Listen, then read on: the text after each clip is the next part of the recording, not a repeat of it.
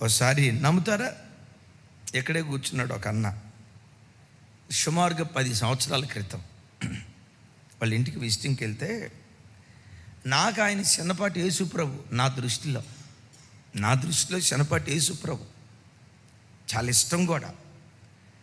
ఒకరోజు ఆ ఇంటికి వెళ్ళి నిజంగా అన్నను గురించి నేను చాలా మంచిగా మాట్లాడుతూ ఉన్నాను. ఆ అక్క కూడా అవునండి, అవునన్నా అని చెప్పి ముగింపులో ఏముందో తెలుసా, అన్నీ బాగానే ఉన్నాయి కానన్నా, మా పెళ్ళై 12 సంవత్సరాలు అవుతుంది, ఈ రోజు వరకు నన్ను పుట్టింటికి బానేలా. మా అమ్మ నాళ్ళు వస్తానంటే సచేమిరా, వాళ్ళు వచ్చారా నిన్ను నరికేస్తా వాళ్ళని నరికేస్తా, ఇదే భాష, నిన్ను నరికేస్తా వాళ్ళని నరికేస్తా అని అన్నాడంట. ఒరి ఈ నరుకుడు బ్యాచ్ ఏంట్రా నాయన, మన చర్చికి వచ్చే బ్యాచ్ కదా, నరుకుడు బ్యాచ్ అంటే నాకు అర్థం కాల. అంటదా తల్లి, మీరు అన్నారా లేదా అని. ఆ తల్లి చాలా సౌమ్యంగా, ఏమండి అన్నారా లేదా, అంత ఆవేశంగా మాట్లాడినా అండి పోలా మళ్ళా, ఏమండి మీరు అన్నారా లేదా అన్నారు.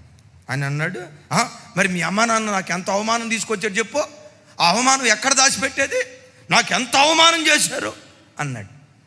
ఏ అవమానం చేశారు చెప్పండి అన్నంటారు అన్నారు. ఈలోపు ఆయన స్టార్ట్ చేశాడు.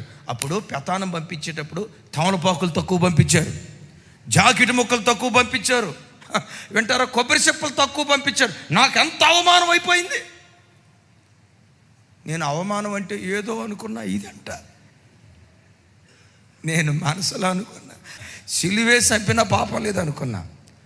అంటాడు ఆయన, నాకు ఎంత అవమానం జరిగిందన్నా, అసలు మా అమ్మ నాన్న తలెత్తుకోలేకపోయారు. జాకెట్ ముక్కలు తక్కువ పంపించారు, కొబ్బరి చెప్పులు తక్కువ పంపించారు, తమలపాకులు తక్కువ పంపించారు అని మాట్లాడుతా అసలు మనిషి ఏమైపోయి తెలుసా, అసలు వాళ్ళు వస్తే నేను ఊరుకోనన్నా అన్నాడు. వాళ్ళు వస్తే నువ్వు ఊరుకో, నిజమే. పరలోకానికి వస్తే దేవుడు కూడా నేను ఊరుకోడు. ఎందుకు ఊరుకోడానా, తోటివాడిని నువ్వు క్షమిస్తేనే పరలోక రాజ్యంలో నువ్వు క్షమించబడతావు. నువ్వు ఈ దేశానికి చెందినవాడివైతే కొట్టుకో, తిట్టుకో, పగలతో ఆవేశాలతో రగులుతూ ఉండు. నువ్వెవరివో తెలుసా, హెబ్రీయుడివి, ఆవలి దేశానికి చెందినవాడివి. ఆవలి దేశానికి చెందిన వాడికి కక్షలుండో, పగలుండో, ఆవేశాలుండో, తొందరపాటుతనాలుండో, గుండెల్లో పగబెట్టుకొని ఎలా తీర్చుకుందామా ఆ మనస్తత్వమే ఆవలి దేశానికి చెందిన క్రైస్తవుడికి ఉండో.